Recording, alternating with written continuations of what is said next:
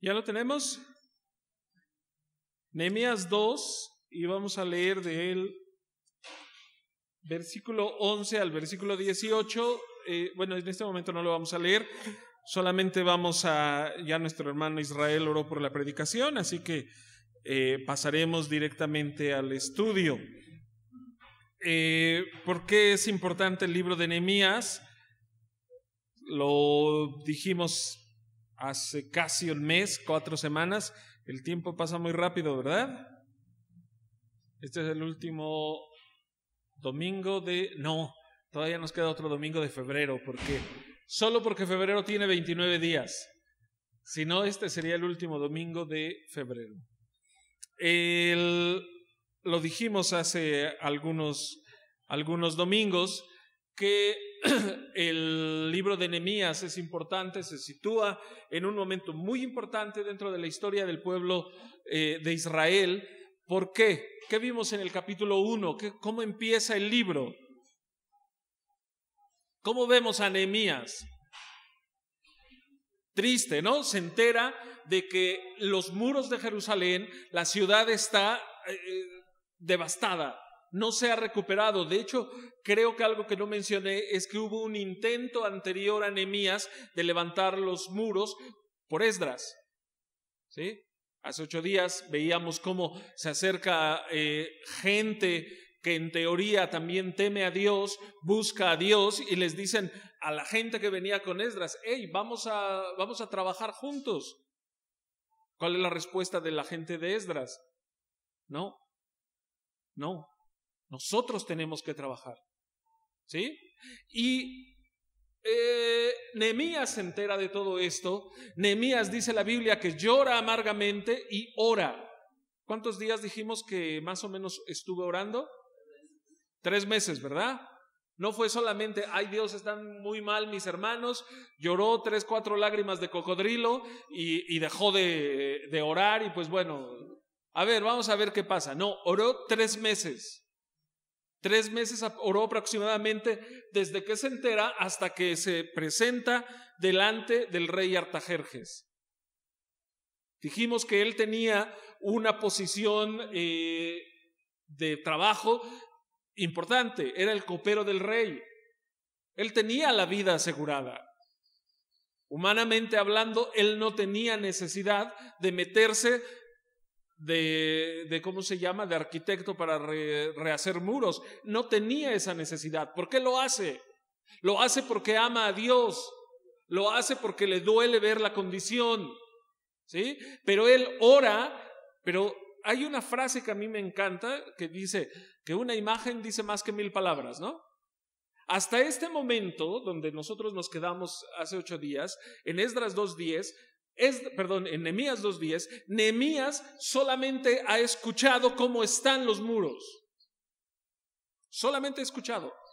Él aún no ve los muros. Él aún no ve la ciudad. ¿Está dolido del corazón? Sí. ¿Le creyó a quien vino y le dijo cómo estaban los muros? Sí. ¿Su corazón se quebrantó? Sí. ¿Corrió riesgo? Por supuesto que corrió riesgo. Pero hasta este momento él no ha visto los muros. Él no los ha visto. Y entonces leemos el versículo 11 que dice: llegué pues a Jerusalén, y después de estar allí 3 días, me levanté de noche, yo y unos pocos varones conmigo, y no declaré a hombre alguno lo que Dios había puesto en mi corazón que hiciese en Jerusalén, ni había cabalgadura conmigo, excepto la única en que yo cabalgaba. Estuvo ahí en Jerusalén y estuvo 3 días. ¿Qué hizo durante estos 3 días? Algunos apuntan que este periodo de 3 días normalmente era usado para descanso.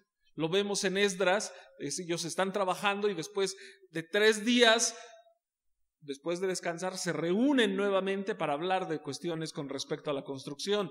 En este caso, Nehemías llega a Jerusalén y después de 3 días se levanta. Probablemente había descansado, probablemente también empezaba a ver la situación de las personas que estaban alrededor de él. Una cosa que él hace es que él dice: me levanté de noche, yo y unos pocos varones conmigo. ¿Por qué te levantas de noche? ¿Porque algo te inquieta? ¿Sí? ¿Sí? No, creo no, perdón, déjenme contradecirlos un poco. Creo que se levanta de noche porque va a inspeccionar lo que está. De día es cuando la gente trabaja o hace que trabaja. ¿A poco no? De noche no. La mayoría de la gente ni siquiera disimula.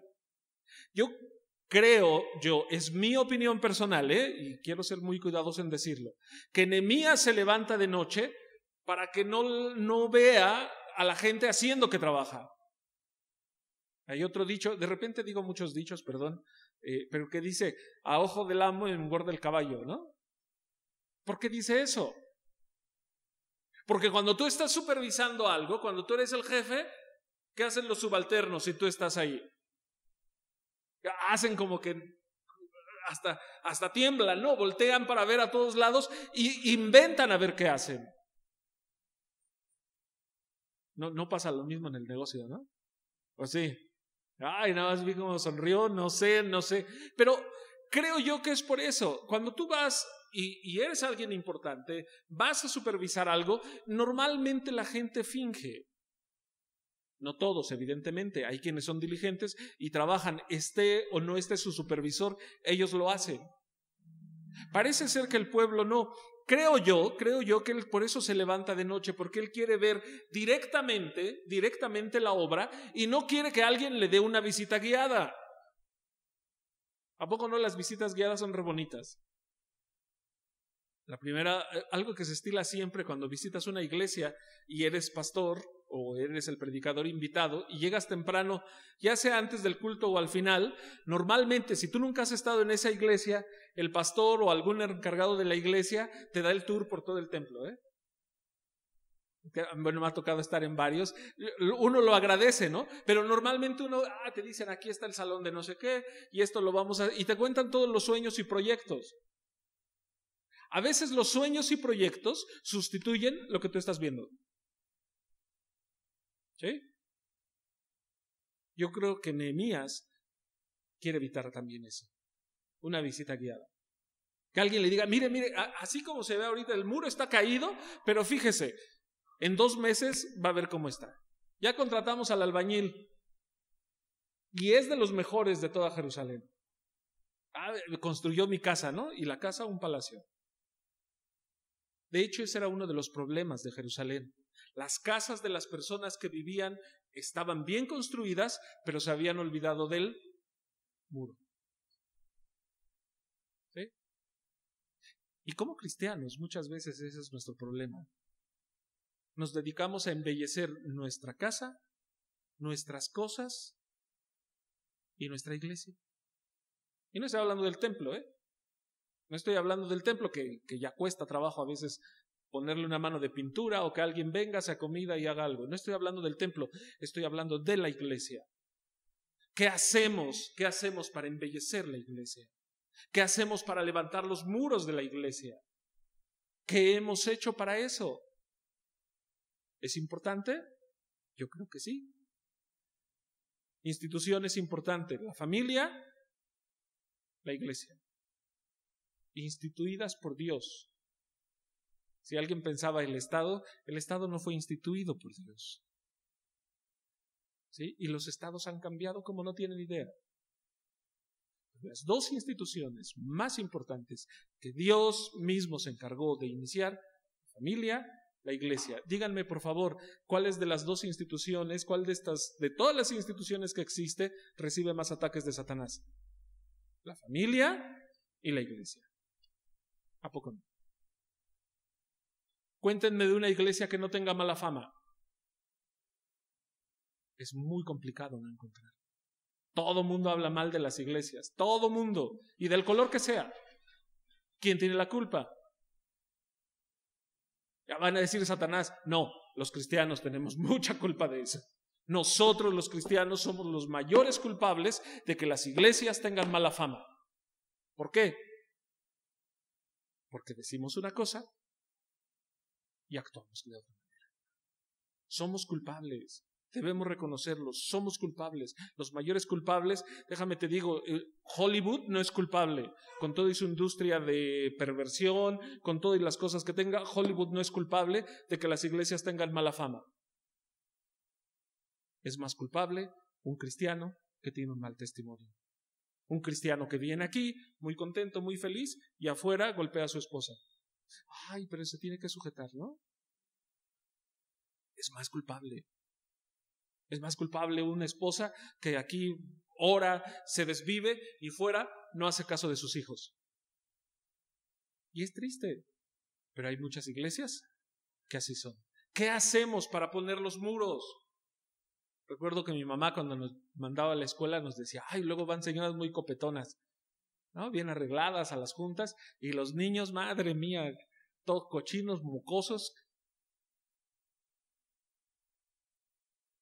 Y la hermana dice que sí, ¿verdad que así hay muchas? De verdad. A veces nos preocupamos por nosotros solamente y no nos preocupamos ni siquiera por nuestra familia, por nuestros hijos, por nuestro esposo, por nuestra esposa. ¿Cómo está en su vida espiritual? A veces no nos atrevemos a hablar de nuestra vida espiritual. Olvídense de otras cosas de la vida espiritual. Oye, ¿ya oraste? Oye, ¿en qué capítulo vas? Ya voy en Hechos 14, hija. ¿Sí? A veces no nos preocupamos por eso. Necesitamos hacer eso, necesitamos hacer un esfuerzo más allá. ¿Qué hemos hecho por esos muros? Nehemías se pone, dice de noche, fíjate lo que dice, me levanté de noche, yo y unos pocos varones conmigo, no fue con todos, dice, y no declaré a hombre alguno lo que Dios había puesto en mi corazón que hiciese en Jerusalén. Cuando dice, y no declaré a hombre alguno lo que Dios había puesto en mi corazón, nos dice que Nehemías está convencido de que él llegó a Jerusalén, de que él está encomendado por Dios. No fue algo que se le ocurrió. Él está convencido que no es algo de su iniciativa privada, de su iniciativa propia. Él está convencido de que él ha ido a Jerusalén para cumplir la voluntad de Dios.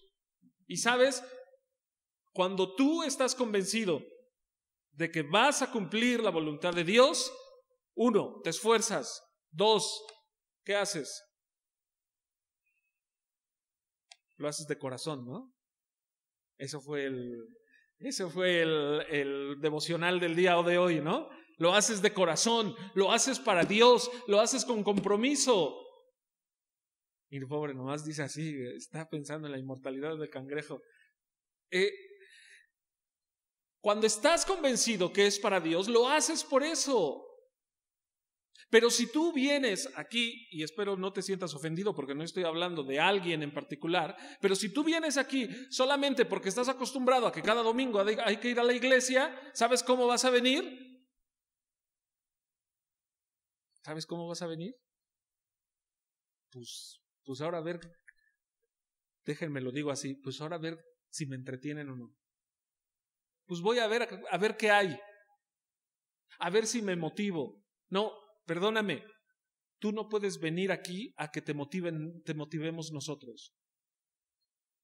De hecho es que tú toda tu semana debes estar motivado, buscando a Dios, teniendo una comunión con Dios cada día, y entonces tú vienes aquí solamente este día a adorar a Dios, a agradecer a Dios, a aprender de Dios, evidentemente, a glorificarlo, pero tú no vienes aquí a que te motive. Si tú has venido aquí y durante muchos años o días tú has venido para ver si me motivan, te has equivocado. Te has equivocado. A una iglesia no vas a que te motiven. Tú vas, ¿por qué? Porque eres hijo de Dios, vas porque quieres crecer en la fe y vas porque quieres practicar aquello que has aprendido. Por eso es importante tu relación con Dios. Nehemías está convencido de que él ha ido a Jerusalén a cumplir la voluntad de Dios. Tiene un propósito divino. Mira, podrías entrar como el perrito que acaba de entrar. Entró, dio 3 pasos y pobrecito ve para todos lados y pues no sabe si sigue adelante o no. Espero no se me ofendan. A veces así entramos. A veces así venimos a la iglesia. Bernabé, cuando él visita la iglesia de Antioquía y ve cómo se está compartiendo el evangelio, dice la Biblia que él los exhorta a que con propósito de corazón continuaran sirviendo a Jesús, sirviendo a Dios. Cosa importante, propósito de corazón. Y muchas veces cuando hablo de este pasaje les pregunto, ¿cuál es el propósito por el cual estás aquí sentado? ¿Cuál es? ¿Tienes un propósito en Dios? ¿Sí o no? Bernabé exhorta a los hermanos de Antioquía para que con propósito de corazón sirvieran y buscaran a Dios. Eso lo hace en el libro de Hechos 11. Dice la Biblia que después va por Pablo y durante un año empiezan a servir en la iglesia de Antioquía. Y es el primer lugar donde a los discípulos se les conoce como cristianos. Cristos chiquitos. Porque hablaban de Cristo, reflejaban a Cristo, vivían como Cristo. Y en Hechos 13, ¿sabes qué pasa? Bernabé y Pablo son enviados a trabajar predicando el evangelio. Lo que conocemos como la obra misionera. Y que lo llevamos con mucho orgullo en nuestro nombre, ¿no?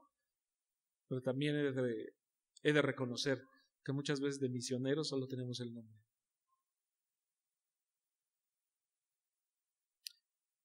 Ese fue el inicio.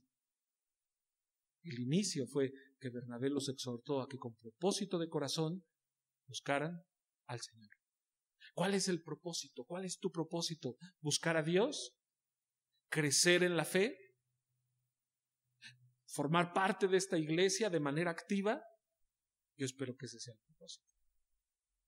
Yo espero que no solamente vengas, pues, es que no tengo, yo muchas veces iba a la iglesia así, pues, desde pequeño iba a la iglesia los domingos, me llevaba mi papá, mi mamá, escuela dominical, culto, todo esto. Entonces había domingos que no es que tuviera ganas de ir ni nada, sino estaba acostumbrado a ir y me levantaba automáticamente, me echaba mi bañito, procuraba hacerlo, y iba, aunque en realidad no fuera salvo. Podía más la costumbre que la convicción. Y iba y estaba yo ahí y me sentaba y sabía de la Biblia, aprendía cosas de la Biblia, pero ¿sabes de qué me servía? De no mucho. Doy gracias a Dios porque después Dios usó eso, pero en ese momento no me servía de mucho. Este hombre está convencido, dice, y no declaré a hombre alguno lo que Dios había puesto en mi corazón que hiciese en Jerusalén. Fíjate lo que dice el versículo 13. Y salí de noche por la puerta del valle hacia la fuente del dragón y a la puerta del muladar y observé los muros de Jerusalén y cómo estaban esos muros, que estaban derribados y sus puertas que estaban consumidas por el fuego. Pasé luego a la puerta de la fuente y al estanque del rey, pero no había lugar por donde pasase la cabalgadura en que iba. Y subí de noche por el torrente y observé el muro y di la vuelta y entré por la puerta del valle y me volví. Todas estas ubicaciones que tú lees de las puertas no son muy claras en dónde estaban, porque la ciudad había cambiado tremendamente. La ciudad que fue destruida seguramente era mucho más grande que la ciudad que Nehemías tuvo que reconstruir. Lo único que sí nos dice y que tenemos muy claro es, sigue de noche, pasa por varias puertas, y dice, y observó los muros de Jerusalén que estaban derribadas y sus puertas que estaban consumidas por el fuego. ¿Sí? ¿Qué tal? ¿Se sentiría motivado? ¿Se sentiría feliz? Motivado yo creo que sí estaba, pero feliz no lo creo. Todo lo que le dijeron, ¿recuerdan que le dijeron en Nehemías 1? Los muros están derribados, están consumidos. Todo lo que le dijeron, ahora lo está viendo. Ahora lo ve. Y ¿sabes eso? También me dice a mí una cosa. Nehemías no se pasó todo el tiempo orando. Pasó más o menos 3 meses y empezó a accionar. Fue a ver la ciudad. Y muchas veces nosotros los cristianos nos pasamos orando 80 años, ¿no? Es que estoy orando para que Dios cambie mi corazón y cambie mi actitud. ¿Sabes? Vas a orar 80 años, pero si tú no empiezas a cambiar tu actitud, nunca vas a cambiar. Nunca. Es que estoy orando para que Dios me dé deseo de leer todos los días la Biblia. Muy bien, ora, pero si tú no te levantas un día, en el horario que sea, detienes todas las cosas que estás haciendo y empiezas a leer tu Biblia, hasta entonces no lo vas a hacer. De hecho, entre paréntesis, déjame te digo, yo dudaría que si tú dices una cosa así, realmente estés orando. Yo dudaría eso. No se trata solamente de orar, se trata también de accionar, de dar un paso, caminar en fe. Esto lo ves muy seguido en los misioneros o en los que están orando para irse a la obra misionera. Llevan 7, 8 años preparándose, haciendo, y no se van. Y tú le preguntas, ¿qué te detiene? Es que estoy orando, estoy esperando, ¿Qué no te vas? Hasta que no pones, hasta que no haces pasos concretos, hasta entonces no verás resultados. Un hermano hace muchos años nos visitó cuando estábamos en Barcelona y él me decía, creo que te he hablado antes de eso, y él me decía, es que Dios ha tocado mi corazón, amo las misiones. El primer día que llegó y le dije, oye, ¿y qué estás haciendo? No, es que yo oro y yo tal, que ya empecé a ver. ¿Qué estás haciendo? Casi un mes, creo, salía el tema y, pero hermano, ¿qué estás haciendo? El último día que platicamos me dijo, esta visita ha sido muy importante para mí, gracias. Y después de verme me dice, ya sé que me vas a decir que qué estoy haciendo, y sabes, no estoy haciendo nada, pero oro a Dios para que esto cambie. Le doy gracias a Dios porque a los pocos años el hermano se fue de misionero. Puede que yo no haya hecho las cosas como él las hizo, puede que no esté muy de acuerdo con las cosas como las hizo, pero te puedo decir una cosa, empezó a hacer cosas y ahora está como misionero. Como te digo, puedo yo criticar cosas, probablemente, pero sí te puedo decir una cosa, hasta que no empezó a hacer cosas, hasta entonces no se fue. Puedes pasar tiempo orando. Puedes pasar tiempo orando por tu familia, por tu esposo, por tu esposa, por tus hijos. Pero a veces oramos mucho y no les damos un buen testimonio. ¿Cómo quieres? ¿Cómo quieres que ellos experimenten el amor de Dios si tú debes ser ese canal de amor de Dios hacia ellos? ¿Cómo quieres?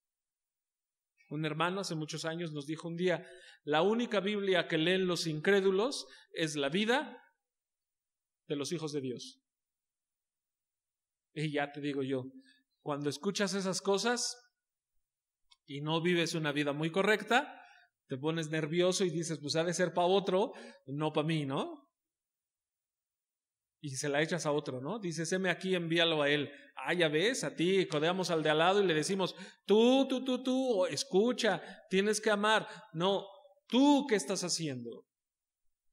¿Tú qué es lo que estás haciendo para Dios? ¿Qué es lo que haces? ¿Cuál es tu compromiso? Nehemías empieza a ver la obra, los muros tirados, quemados. En el 2:14 dice, pero no había lugar por donde pasase la cabalgadura en que iba. ¿Sabes por qué fue esto? ¿Por qué no había lugar por donde pasase la cabalgadura? Él iba montadito en su caballo, se tuvo que bajar y tuvo que caminar y hacer a un lado la cabalgadura. ¿Sabes por qué fue? Porque estaba todo derribado, los escombros no dejaban pasar. Y eso me dice que a veces tú y yo queremos que todo se arregle, pero nosotros así volando, ¿no? Sin tocar, sin ensuciarnos las manos. No. Voy a tirar esto. No. Si tú quieres que realmente cambien las cosas en tu familia, en tu vida, en tu iglesia, ¿sabes qué tienes que hacer? Bajarte del caballo y caminar entre los escombros. Aún desde el caballo se ve diferente, ¿no? Mira, camina debajo. Ve el problema directamente. Necesitas hacerlo. Hasta que no hagas esto, tu vida va a seguir siendo la misma. Tu familia va a seguir siendo la misma. Tu iglesia va a seguir siendo la misma. Bájate del caballo. Por favor, bájate del caballo. Versículo 16 dice: y no sabían los oficiales a dónde yo había ido, ni qué había hecho, ni hasta entonces lo había declarado yo a quienes, judíos, sacerdotes, ni a los nobles y oficiales, ni a los demás que hacían la obra. ¿Sí? Normalmente en los escritos judíos se habla de los sacerdotes, los levitas y los siervos del templo. Esta es las categorías de gente que trabajaban normalmente en el templo judío. Pero en esta ocasión menciona más. Los judíos eran la población general, los sacerdotes, los nobles, los oficiales y el resto. Hay una división diferente de gente. ¿Sabes por qué? Porque la mayoría de las personas queremos privilegios y con 2 centímetros más de altura ya queremos que se nos reconozca. Los nobles normalmente eran los líderes de tribus y de clanes. Eso lo puedes ver en Esdras 8:15, también en mismo Nehemías 4:14, 6:17, 13:7. Los oficiales, aquellos oficiales probablemente eran funcionarios de gobierno designados. En ese momento el pueblo de Israel no era autónomo, respondía a una autoridad que era la autoridad del rey Artajerjes. No eran un pueblo autónomo. Por eso habla de más personas. Versículo 17 dice: les dije pues, vosotros veis el mal en que estamos, que Jerusalén está desierta y sus puertas consumidas por el fuego. Venid y edifiquemos el muro de Jerusalén y no estemos más en oprobio. La Reina Valera dice el mal, y hay otras versiones que dicen la mala situación, la situación difícil y la triste situación en la que estamos. Esta palabra, que se traduce aquí como el mal, habla del mal y las consecuencias y se usa frecuentemente en el Antiguo Testamento, lo cual nos habla de cómo les fue tan mal y sus consecuencias seguían todavía. Habían pasado, si no recuerdo mal, casi 100 años o más de 100 años desde la destrucción de los muros de Jerusalén. Había pasado mucho mal, había pasado mucho tiempo. Venid y edifiquemos. Solución. ¿Ves algo mal? ¿Qué hay que hacer?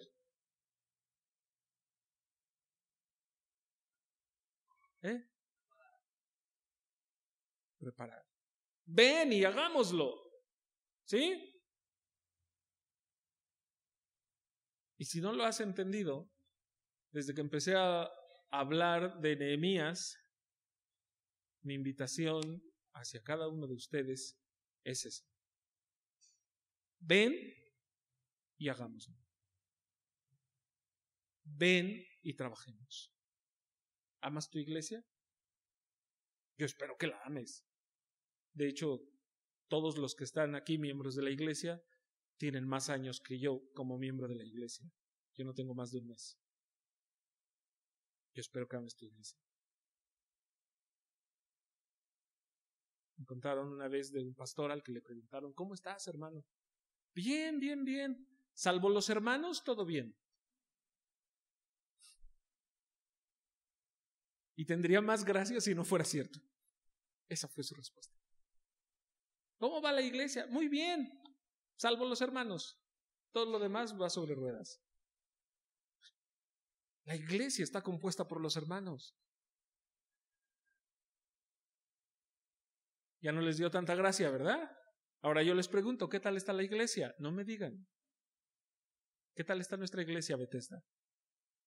¿Cómo está nuestra iglesia? Piensa. ¿Responderías como este hermano, como el pastor de esa iglesia? Bien, salvo los hermanos. ¿Sabes qué? Si tú piensas en algún momento así, no te preocupes, no eres el único. Preocúpate porque hay que poner solución a eso.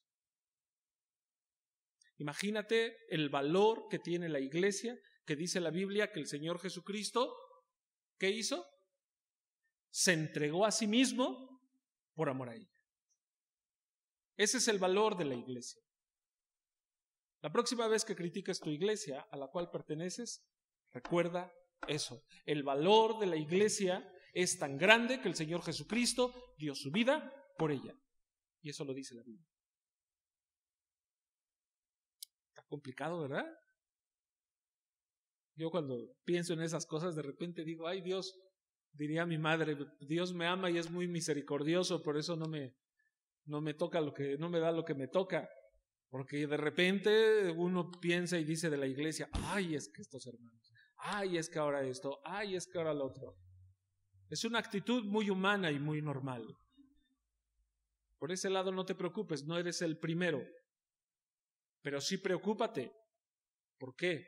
Porque cuando tú dices eso, estás criticando a la novia del Cordero. Y eso nos lo dice Apocalipsis. Y además tú perteneces a ella. ¿Amas a tu iglesia?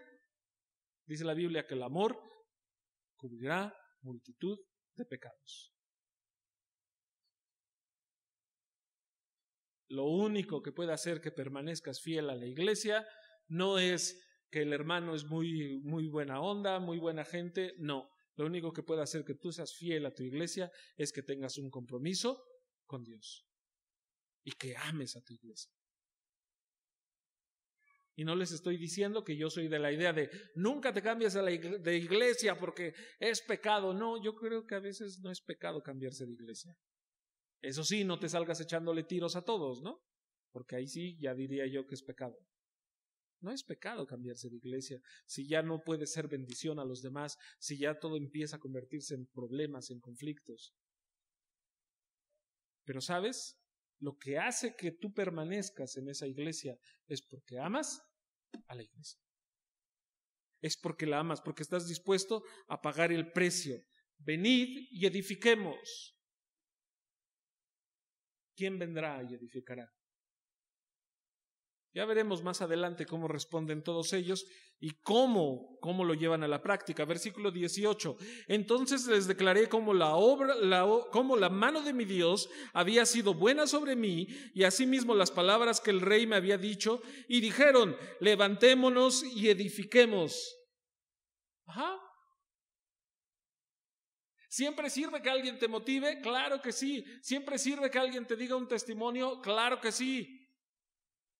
Por eso en nuestro periodo de oración de las 9:30, les pregunté, díganme por favor qué ha hecho el Señor Jesús en esta semana por ustedes. ¿Te motivan las oraciones contestadas? Por supuesto, porque sabes y compruebas que tienes un Dios que está vivo y que tu fe no es una fe que esté anclada solamente en supersticiones y solamente en cosas que no son ciertas. Dios está vivo, ¿tú lo crees? ¿Sí? Y si Dios está vivo, Dios ve cómo te comportas toda la semana. Toda. No solamente cuando están los hermanos viéndote, cuando está el pastor viéndote. A veces los pastores no se quedan, ¿no? Que nada más uno lo voltea y ahí está el pastor. Y ay, cuidado, ¿no? Nos cuidamos de él. No, sabes, te debes de cuidar de Dios. Y Dios sí está en todo lugar y en todo momento contigo, viendo cómo te conduces, viendo si en tu casa, si con tu familia te estás portando como dices, correspondiente a lo que dices que eres hijo de Dios. A mí, al pastor, puedes ver, dorarle la píldora y decirle, no, yo soy más bueno que el pan, y yo te creeré, de verdad. En general soy desconfiado, pero a veces decido creer. Y digo, bueno, igual y sí el hermano ya está agarrando el paso. Pero ¿sabes qué? Eres responsable solamente con Dios. Con Dios. Venid y edifiquemos. ¿Qué es lo que vamos a hacer? ¿Qué es lo que vamos a hacer? Les dice Nehemías, les expliqué todo lo que Dios había hecho. Seguramente les explicó cómo corrió peligro su vida al decirle al rey, oye, que el muro de mi pueblo está destruido. ¿Sabes qué? El mismo Artajerjes había prohibido, en el libro de Esdras, había prohibido que se continuara la reconstrucción de los muros. ¿Sí? Lo cual no es cosa menor. El rey había dicho una cosa, había prohibido esa construcción, y después Nehemías, el copero, le dice, dame chance de ir a construir. Por eso Nehemías corría un riesgo. No era algo pequeño, pero sin embargo en esta ocasión Dios lo bendijo y él pudo decirle, y no solamente le dijo, es más, le financió la obra. Y son las cosas que Dios hace. Eso es lo que Dios hace. Y dice, fíjate, y dijeron, ¿qué dijeron? Versículo 18. Levantémonos y edifiquemos. Eso dijeron. Ya después veremos que no todos lo hicieron, Ya veremos que no todos lo hicieron. Pero en este momento ellos dicen, levantémonos y edifiquemos. Y la última frase me gusta mucho. Así esforzaron sus manos para bien. ¿Para qué esfuerzas tus manos? ¿Para qué esfuerzas tus manos? ¿Para que tus hijos tengan una buena vida? Qué bueno. Para que tú no te estés tronando los dientes. Y a veces también los dientes. No te estés tronando los dedos al fin de mes. ¿Por qué te esfuerzas? Ellos tomaron una decisión de esforzarse para bien. ¿Qué iban a hacer? Iban a reconstruir el templo, las murallas. Iban a reconstruir su ciudad. Versículo 19, le decía a mi esposa hace ratito, cuando estábamos leyendo, le digo, estos son los malosos, ¿no? O sea, los malos de la historia. Fíjate, pero cuando lo oyeron, ¿quién? Sanbalat horonita, lo leímos la vez pasada, ¿no? Tobías, el siervo amonita. ¿Alguien recuerda qué quería decir el nombre Tobías? ¿Mandé? A lo mejor no te acuerdas, pero Tobías hablaba de Dios, de Jehová, y estaba en contra de la obra. Qué lamentable, ¿no? ¿Y quién más? Pero ahora se añade otro. Y Gesem el árabe hicieron escarnio de nosotros y nos despreciaron diciendo, ¿qué es esto que hacéis vosotros? ¿Os rebeláis contra el rey? Hacer escarnio contra alguien, ¿saben qué es? A ver, alguien díganlo en voz alta. ¿Fastidiarlo? Burlarse de él. Una cosa es burlarte y otra cosa es hacer escarnio. Por eso el Salmo dice, ni en silla de escarnecedores se ha sentado. Bienaventurado, dichoso el varón que no anduvo en camino de malos, ni estuvo en consejo de pecadores, ni en silla de escarnecedores se han sentado. Si alguno de ustedes quiere saber lo que es estar en una silla de escarnecedores, lo puedo invitar a alguna reunión de mi familia. Y te cargan la pila y te agarran y no te sueltan. Y son buenos, Único lugar donde yo me he quedado callado. Más de una vez y ya dices, porque esas cosas que dices, ni me muevo, porque si me muevo, ahí. Quienes nos enseñaron a hacer así fueron mis padres, que eran, madre mía, se burlaban de ellos. Mira, ya van a hacer el muro, ¿sí? ¿Qué es lo que le decían? ¿Qué es esto que hacéis vosotros? ¿Os rebeláis contra el rey? ¿A poco van a poderse rebelar contra Artajerjes? Ellos interpretaban esto, la construcción del muro, como si ellos quisieran hacer una rebelión ante Artajerjes. Y de hecho es que no sabían ellos que Nehemías era enviado por Artajerjes. Nehemías no le ha dicho nada a nadie. Fíjate lo que le dice, versículo 20, y en respuesta les dije, el Dios de los cielos, Él nos prosperará y nosotros sus siervos nos levantaremos y edificaremos, porque vosotros no tenéis parte ni derecho ni memoria en Jerusalén. Fíjate, Nehemías no les dice, pues Artajerjes me llamó, no les dice eso. Recurre a una autoridad más grande. ¿Quién es esa autoridad más grande? Dios.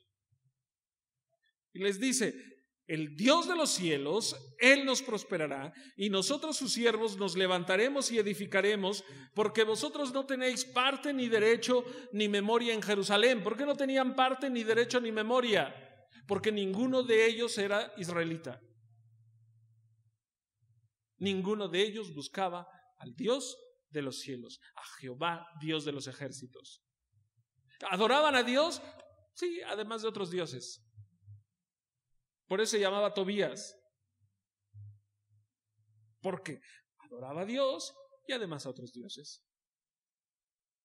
Ayer estábamos hablando y me preguntaban, ¿cuándo Jacob realmente es fiel a Dios? Jacob, quien es cambiado su nombre a Israel. Cuando él se vuelve y es fiel a Dios.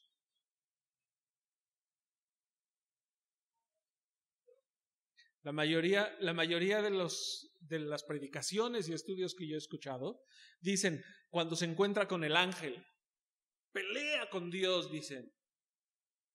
¿Sí? Y el ángel le dice, tu nombre será cambiado por Israel. Te has llamado Jacob, tu nombre será llamado Israel, porque has peleado con Dios y has vencido.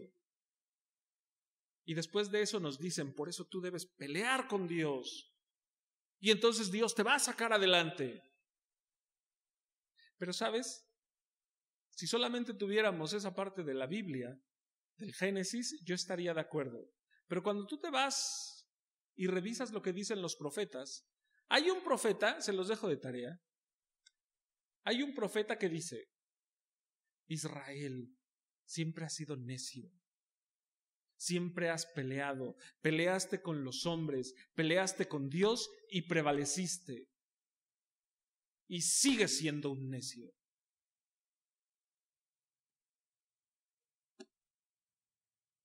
Cuando yo leí ese pasaje y de repente sumo 2 más 2 y digo, ¡ay!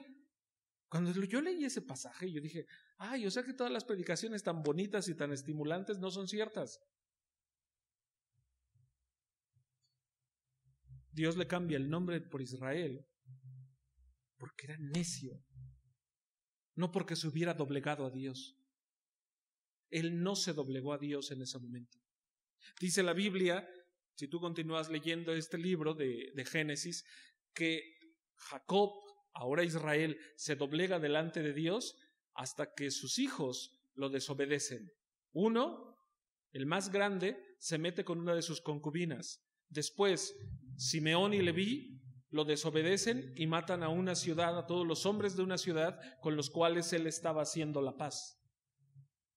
Después de eso es cuando ves que Jacob, Israel ahora, le dice a sus hijos, limpien todos los dioses que tengan, santifiquémonos delante de Dios, porque vamos a ir a Betel. No fue cuando fue cambiado el mundo. De hecho, no había dejado sus dioses. Yo les decía, hasta ese momento lo que yo veo en la Biblia es que Jacob tenía al Dios de Israel y dejaba que los demás, su casa, hicieran lo que se les antojara. Tuvieran sus dioses, tuvieran todo lo que ellos quisieran. De hecho, cuando Jacob vuelve y lo está persiguiendo el suegro, si alguno se siente identificado, es la Biblia, no soy yo, dice que va persiguiéndole el suegro y ¿qué es lo que le está pidiendo? Sus dioses. Tefilim, creo que es el nombre en hebreo. ¿Y quién los llevaba? Ah, la amada Raquel, ¿no? De la cual él estaba perdidamente enamorado. Llevaba a los dioses. Leí un comentario que decía que la preocupación de Labán es mucha, no solamente porque fueran sus dioses. esas figurillas normalmente se usaban como el equivalente al título de propiedad. Si estuviera en estos días, Jacob salió y Raquelcita agarró las escrituras de la casa y se las metió y se salió. ¿Ah? Y hasta hicieron cara, ¿verdad? Sí, imagínense el nivel de amor, de desinterés que tenía Raquel para con las demás personas. Y de esa se enamoró Jacob. Tenía tanto amor Raquel por Jacob que lo cambió por unas mandrágoras. Y eso lo dice la Biblia. Y le dijo a Lea, quiero las mandrágoras. O sea, me quitas el marido y ahora, no te preocupes, pasa con él una noche. Dame las mandrágoras. Y cuando llega Jacob le dice, no te toca estar conmigo, te toca estar con mi hermana. Porque te cambié por unas mandrágoras. Y el otro bien sacrificado, ¿no? Sí, es lo que uno lee. A mí me gusta la Biblia, porque la Biblia no esconde. Nosotros somos especialistas en esconder nuestros pecados, la Biblia no. La Biblia nos presenta cómo es el ser humano, egoísta, pecador. Pero, ¿sabes? También nos presenta que con la ayuda de Dios, Dios puede transformar tu corazón. Dios puede transformar tu vida. ¿Qué podemos decir para finalizar? El Dios de los cielos, Él nos prosperará y nosotros sus siervos nos levantaremos y edificaremos, porque vosotros no tenéis parte, ni derecho, ni memoria en Jerusalén. Hay varios usos de estas palabras, el Dios de los cielos, Él nos prosperará, y se aplican en diferentes circunstancias para la Biblia. 1. Éxito para los que conocen y obedecen la ley de Dios. Cuando dice éxito, está hablando de un éxito espiritual. No está diciendo que vas a ser multimillonario. No lo está diciendo. 2. Éxito de la palabra de Dios en lograr su propósito. La palabra de Dios siempre logra su propósito. Dios dice, mi palabra no volverá a mí vacía. 3. Éxito en la obra vicaria y sustitutiva del siervo sufriente. La obra vicaria es la obra en lugar de, ¿sí? El Señor Jesucristo hizo un sacrificio vicario por nosotros. Hizo un sacrificio, se ofreció en lugar de nosotros.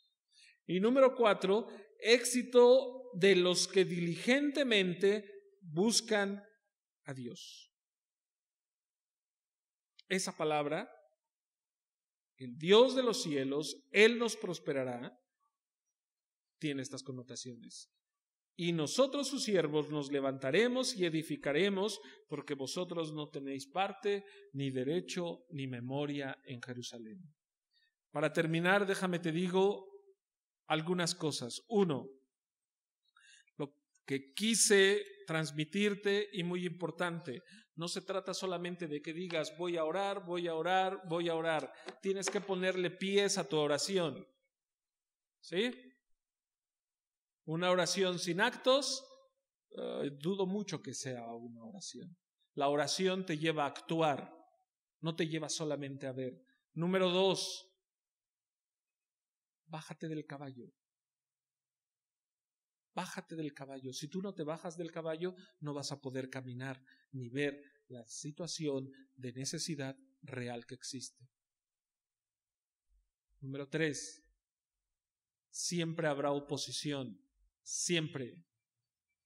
Y a veces la oposición no vendrá de aquellos que tú ves que no aman a Dios. A veces vendrá de aquellos que te dicen que aman a Dios.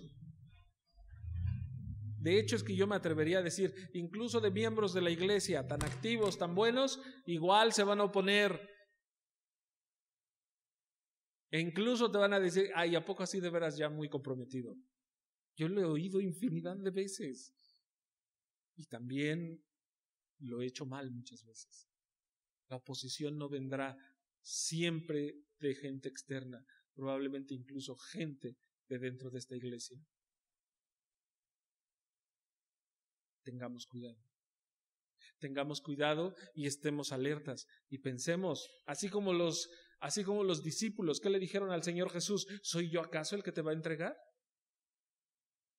A veces nosotros creemos que Judas era el discípulo oscuro, ¿no? Y escondiéndose. No, Judas era el más popular. Judas era la persona en la que tenían más confianza. ¿Cuál fue el oficio de Judas dentro de los 12?